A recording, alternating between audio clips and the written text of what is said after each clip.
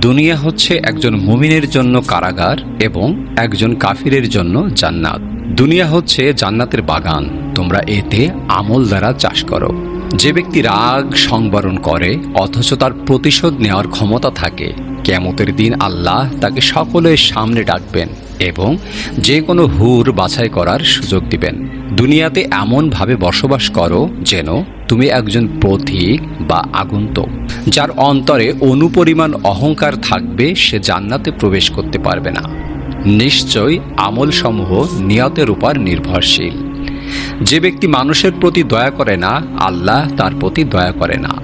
নম্রতা যে কোনো বিষয়ে থাকলে তা সুন্দর করে, আর তা না থাকলে তা খারাপ করে।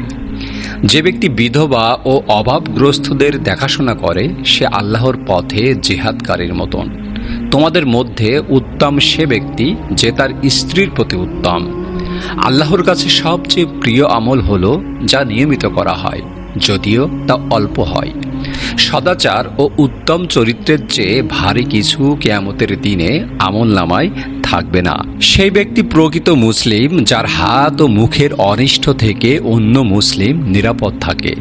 তোমরা কষ্টে থাকা মুসলিম ভাইদের সাহায্য করো, তাহলে আল্লাহ তোমাদের সাহায্য করবেন। যে আমাদের ছোটদের প্রতি দয়া করে না এবং আমাদের বড়দের সম্মান করে না সে আমাদের দলভুক্ত নয়।